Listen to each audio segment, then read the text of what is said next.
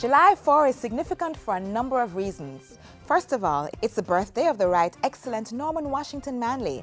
It's a week since the IMF's managing director declared that the Jamaican economy was improving. Most students are officially on summer holidays, so they need cool stuff to do. And it's Independence Day in the United States. Happy Independence Day to all my American friends tuning in to Jamaica Magazine. Whatever your local flavor will satisfy those cravings in this edition of Jamaica Magazine. I'm Audrey Williams. Stay with me as we kickstart the weekend together. But first, these messages.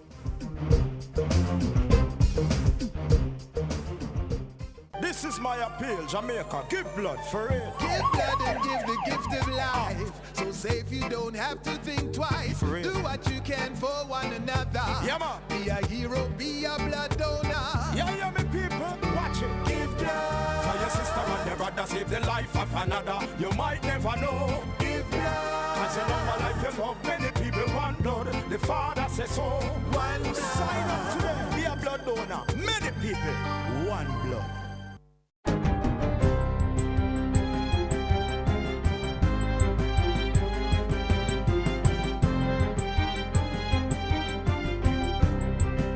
Good day, I'm Stacey Ann Smith, and this is your JIS News for Friday, July 4. Prime Minister Portia Simpson-Miller is urging greater private sector involvement in the Caribbean community CARICOM. She made the call Wednesday while addressing CARICOM heads and business leaders at a luncheon during the 35th meeting of CARICOM heads of government. Mrs. Simpson-Miller said it was important to allow the private sector to play a central role in research and development, innovation, information and communications technology, and entrepreneurship. This, she asserted, would promote productivity in the region. The Prime Minister also expressed support for a Caribbean Business Council within CARICOM. To the business community, Mrs. Simpson-Miller urged that they help to build the region's economic resilience by supporting the CARICOM single market and economy. Government has weighed in on a recent ban by consumer goods distributor PriceSmart on Cuban diplomats shopping at that establishment.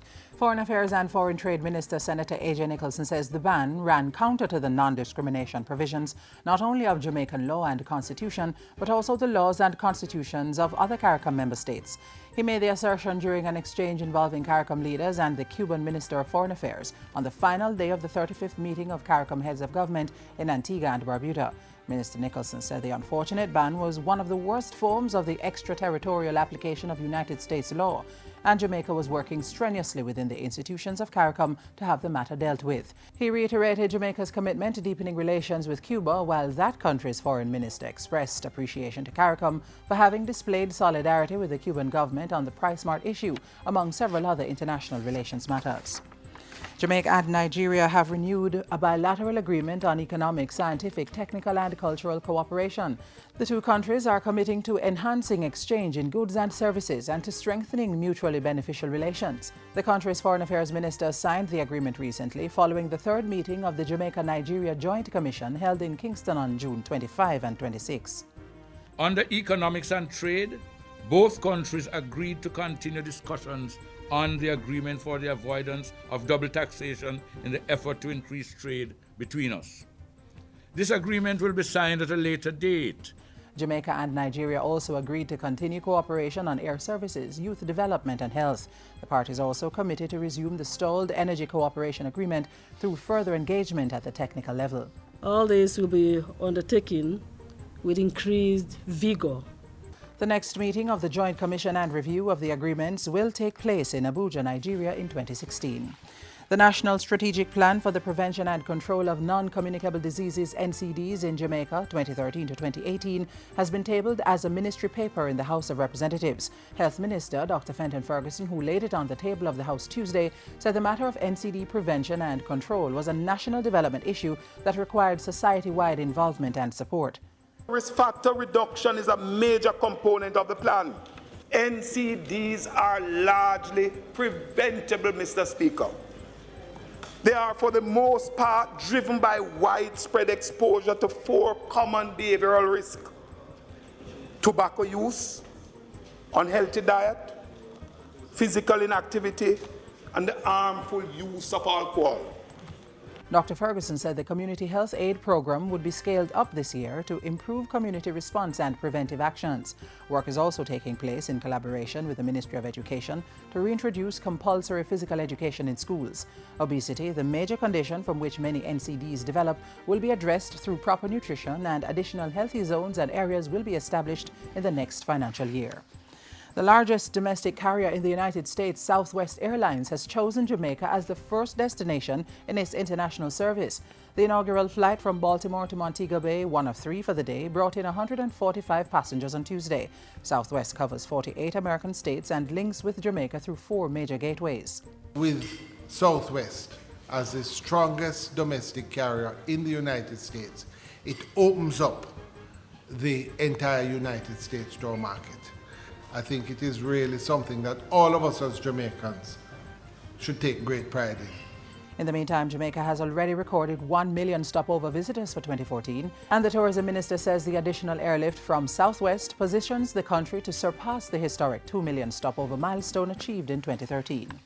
And finally, scammers have been targeting staff members of the National Youth Service as well as partner entities affiliated with the service.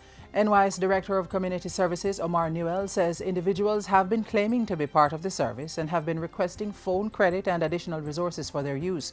He says the incidents have been occurring in several parishes, including Hanover, Trelawney, St. James and St. Thomas. It was brought to our attention that some unscrupulous individuals have been contacting members of our staff and partner entities requesting phone credit and additional resources, claiming to be members of the NYS. The NYS wishes to just advise the public that at no time will any NYS staff member make contact requesting phone credit or any information. If someone calls you claiming to be affiliated with the NYS, requesting phone cards or anything else, please contact the police or give us a call at 754-9816-28. And that's it for JIS News Today. I'm Stacey Ann Smith. Thank you for watching. I needed help to expand my business, but the banks only wanted to be up in my business. The high interest rates were killing my business, and they never really business with my business. At the Exim Bank, we have your business needs covered. Our application process is easy, and we provide loans at competitive rates for the productive sector. From renewable energy projects and working capital to plant upgrades or expansion and export financing. Come in and talk to us today. The Exim Bank. On the road to success, you are going to want us in your business. We'll begin our July 4th celebrations by marking the 1-week anniversary of special IMF commendations. Just last Friday, the managing director of the IMF, Christine Lagarde, was in Jamaica for the first time, giving the thumbs up to our economic reform program. Her stamp of approval indicates that the program is working, restoring confidence in the Jamaican economy.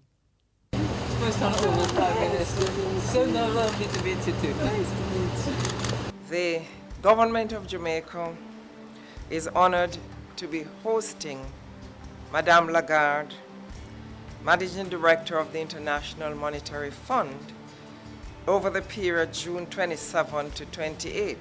Madame Lagarde, we wish to welcome you and your delegation to our beautiful country.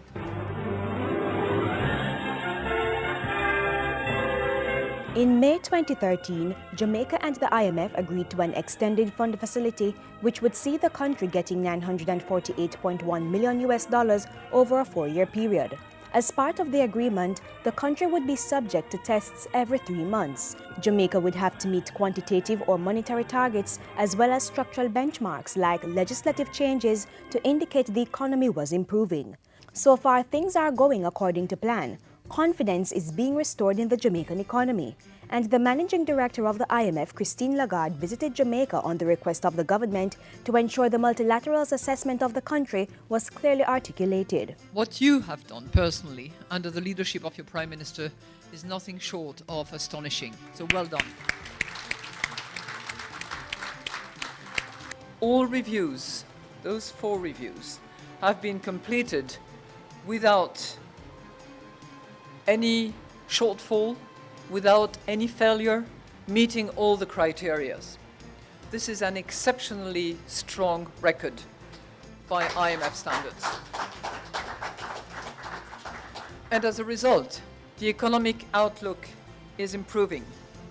compared to a year ago, growth has picked up, employment has declined, inflation has been brought under control, the current account deficit has shown an ongoing improvement, and reserves are beginning to recover. Madame Lagarde also commended the government for passing omnibus legislation to govern the tax system as well as fiscal rules which would promote transparency and accountability in government. There are other things on the must-do list, including improving the collection of taxes so that there is no evasion and there is collection, modernizing the public sector and improving the business climate in order to pursue the attractiveness of Jamaica, which has caused foreign direct investment to significantly improve. The 2014 United Nations World Investment Report indicated that Jamaica recorded $567 million in foreign direct investments in 2013, the highest since the global recession in 2008. Madame Christine Lagarde took her message of Jamaica's progress under its economic reform program to business leaders at a luncheon. She commended the government for establishing the Economic Program Oversight Committee (EPOC), set up to monitor Jamaica's economic reform program, which includes sticking to the terms and conditions of the IMF agreement. EPOC is a high-level team comprising individuals from a number of groups, including the private sector and trade unions. It's co-chaired by President and CEO of Sagicor Life Richard Biles and Bank of Jamaica Governor Brian Winter. You have made an exceptional contribution to the program by taking ownership, by applying private sector methods to the follow-up, to the accountability process, by collaborating with the public sector. You are a unique institution, not just in Jamaica, but on a global, worldwide basis. It doesn't exist anywhere. Amidst the compliments, the IMF's managing director conceded that Jamaicans have made a lot of sacrifices to improve the economy, like accepting a wage freeze while facing higher food prices. Short-term pain for long-term benefits, more jobs, more businesses, and more exports, which would lead to economic prosperity and growth. It is now time to actually stay the course, not to lose the benefits of the hard decisions that have been made. In this respect, the government and the business community share equal responsibility, and I urge continuous dialogue between them to overcome whatever impediments exist to achieve this objective. Stimulating growth and employment is at this time the highest priority of both the government of Jamaica and the fund. We are advancing with major projects, which you will hear more about as they progress. I'm aware of both committed investments and those nearing finalization, valued at more than $3 billion across a range of sectors, including agriculture, tourism, ICT, BPO operations, energy, and port operations. These investments relate to new projects and will be undertaken primarily by foreign investors over the next 12 to 18 months. The depreciation of the Jamaican dollar was also addressed by Madame Lagarde. She said prior to the IMF agreement, the Bank of Jamaica was using the Net International Reserves (NIR) money to deal with external commitments like buying oil to protect the value of the Jamaican dollar. That had to change. If not, Jamaica's NIR would have been depleted. It was necessary to determine a devaluation of the currency so that it could be at the right level of appreciation. It was clearly overappreciated. A lot has been done. There's still a little way to go, not much. The right valuation will improve the country's competitiveness, drive investments, and encourage the consumption of goods that are locally produced. At a University of West Indies lecture, the IMF's managing director addressed a social issue that could affect productivity and growth. She encouraged the development of a temporary gender quota system, given research suggesting that companies operate better when the leadership team is a mixture of males and females. Quotas are necessary for a given period of time. Once you've reached a good step, then you can do away, because women can fight it on their own. Madame Lagarde also participated in other activities while on her first official visit to Jamaica. She held talks with the finance minister and his team, the prime minister, other senior government officials, and the leader of the opposition and his team. Facilities at the Hart College of Construction Services in Portmore, St. Catherine did not escape her attention. She was impressed with the college, which was recently upgraded to provide training in technical and vocational areas. Training in beauty services by Heart Trust NTA is bearing fruit. Check out Madame Lagarde's reaction to the mannequin. Oh my gosh. Can I say hello? Please. You do fantastic. Wow. The IMF's managing director also participated in a reception hosted by the Prime Minister, where she again encouraged all stakeholders to continue the process of economic transformation. And we hope to see you again, and we wish you continued success. You're an inspiration to us all. women leaders got a chance to speak with her at a breakfast forum. Jamaica's athletic prowess and infectious culture was of importance to Madame Lagarde. She paid homage to our creative industries and pledged to support Jamaica's thriving tourism industry. I will return to Jamaica to enjoy the beauty of Jamaica, to experiment the tourism experience that Jamaica can offer. Jamaica has the IMF full support. We stand ready to help in any way we can. But of course, it is up to the Jamaicans, with the public and private sector working in close harmony, to build a bright future. Jamaica thanks Madame Lagarde and her team for the policy advice, technical assistance, and financial support, which have provided valuable contribution. It proved valuable in our continuing quest for economic prosperity. Equality, equal rights and justice for women and men in our society. Spread the word to the nation, promoting equality. The thing with fear star. Equal value, equal rights. Know it, believe it, live it. It's time for us to get it right. Equal rights and justice for our men and women. Equality. A message from the Bureau of Gender Affairs and Dispute Resolution Foundation, paid for by the UN Women Fund for Gender Equality. Okay, so we'll move from the one-week anniversary of special IMF commendations to another significant event, the birthday of the Right Excellent Norman Washington Manley. He was an athlete, soldier, lawyer, and a statesman of impeccable character. Jamaica Magazine salutes the father of the nation.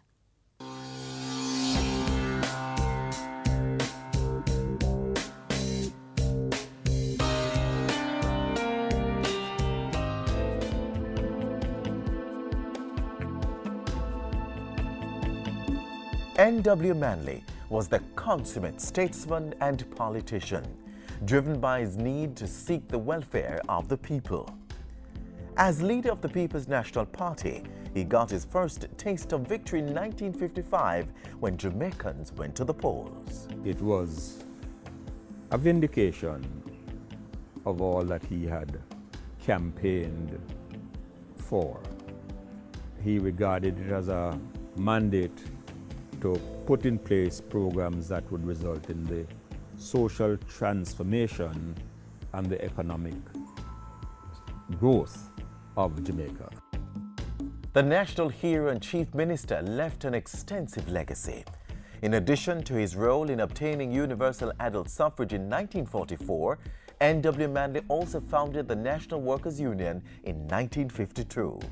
2 years later, in 1954, he led efforts to secure executive powers for elected representatives.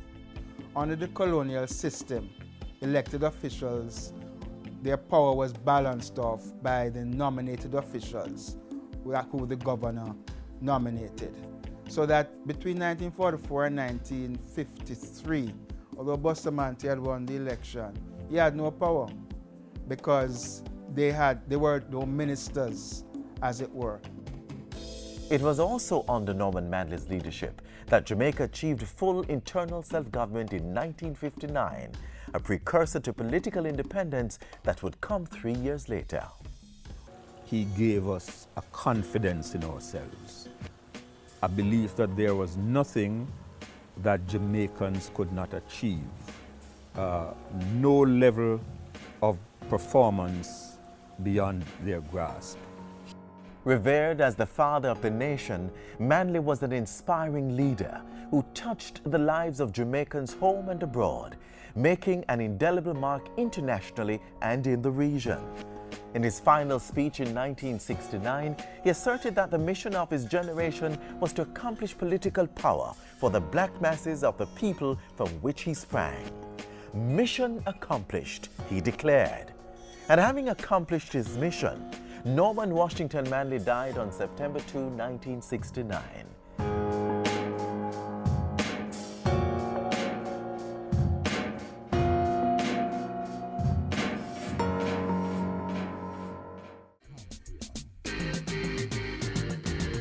Stand up and get in the race. I can become the master of my destiny. Step up your stride, make we work like a harder. Do it like Veronica, Bolt and a Sapa. We can rise above the challenges and shine. Was with passion in your heart. Make a plan and stop all the idling. You think I saw we reach at the edge? I can, you can. Like our Olympians, every Jamaican can. Observed 1 week anniversary of IMF commendations? Check. Paid tribute to Norman Washington Manley on his birthday? Check.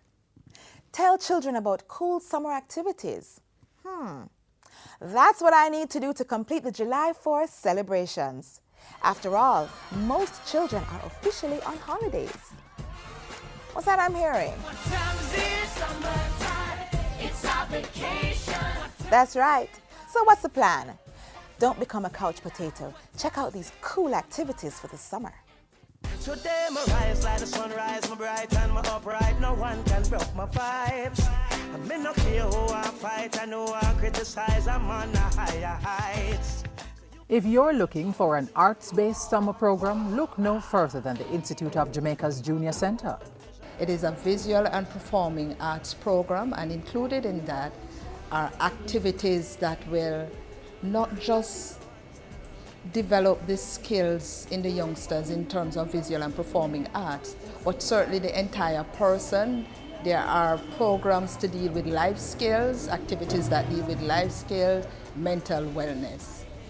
So some of the activities are like the regular speech and drama, art and craft, music, dancing, paper making. There is what we call kitchen fixing, which is an culinary skills. So they learn to prepare some Jamaican dishes. And, you know, just exciting, fun. It's summer, so it is fun, fun, fun. So if you're between the ages of 6 and 18 years old and interested in the arts, mixed with life skills such as conflict resolution and teamwork, then be sure to sign up for the IOJ's Junior Center Summer Program. It runs from July 7 to 31, and get this, if you have 3 or more children attending the summer program, you'll pay a discounted rate. The center has 2 locations, East Street in Kingston and Greater Portmore in St. Catherine. They can be reached at 922-062026 in Kingston or 989-7509 in Greater Portmore. Here is another option, a summer program steeped in culture. That's right, the University of Technology's Center for the Arts has re-entered the summer scene with its workshop aptly titled Heritage in Young Hands. It will be a diverse packaging of activities for our campus, 7 to 12 years old. We will ensure that our campus are exposed to the stories of the drum, for example, which is such an important element of our intangible cultural heritage here in Jamaica. We also will expose our campus to traditional dance forms. We'll ensure that our campus are also exposed to the exciting trends that are developing in the visual arts, specifically animation. So we're going to be asking our campus to develop their personal histories, their personal stories, and be able to tell that through animation. So from July 7 to 31, between 9 a.m. and 2 p.m., 7 to 12-year-old campers will get solid doses of fun from UTEC's Center for the Arts. Need more information? Call 322-0345. We encourage parents to kickstart their summer fun for their children at the public library nearest you, where children can enjoy a fun-filled summer experience in a safe and comfortable, caring environment where learning and fun are intertwined as a holistic experience for their children. You've got that right. The Jamaica Library Service has been providing 6 to 14-year-olds with opportunities to learn Spanish, sign language, get computer training, and become better readers. After all, it's a library summer camp. The summer program begins on the 7th of July to the 25th of July. And this year we will be focusing on celebrating the World Cup as well, and we will infuse in our summer program activities lots of World Cup activities among other things. We will be featuring art and craft programs, music, dance, drama, and a host of other activities. And guess what? The summer program is free of cost. So, we encourage members of the library and members of the public to visit the library nearest to them, where they will get additional information on the summer program.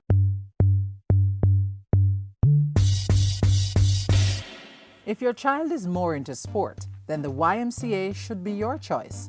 5 to 14-year-olds can get involved in swimming, karate, badminton, and other sporting activities. And get this.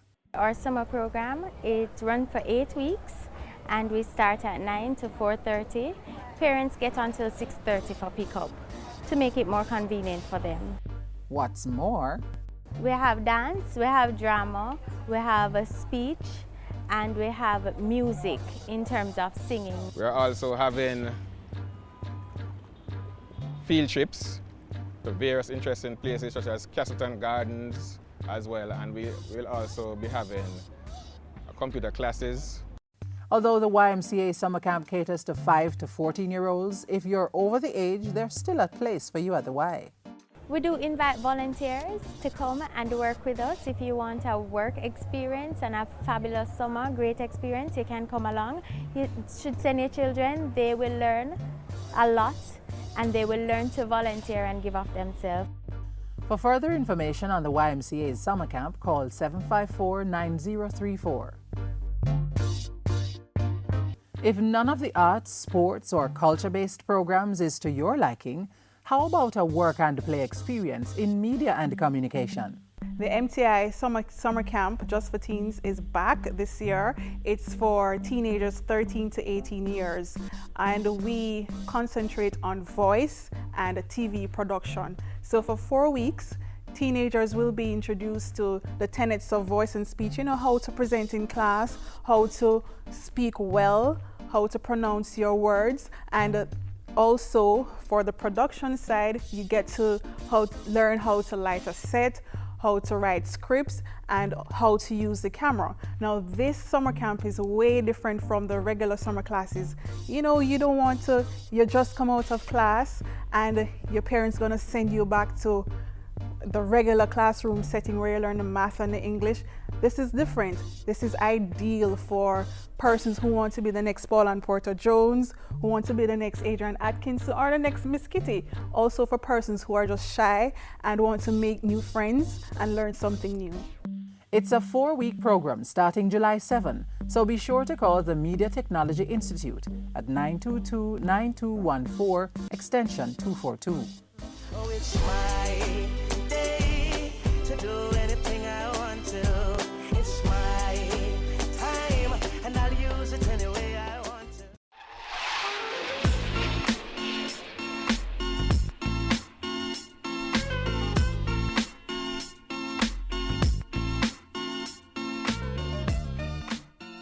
And that's it for our July 4 celebrations here on Jamaica Magazine. Thanks for popping the champagne with us. Keep the momentum going by visiting our website, jis.gov.jm, and by following us on Twitter at JIS News. You may also send your feedback to jamaicamagazine@jis.gov.jm. I'm Audrey Williams, and this has been Jamaica Magazine. Another program comes your way tomorrow. Take care, and thanks for watching.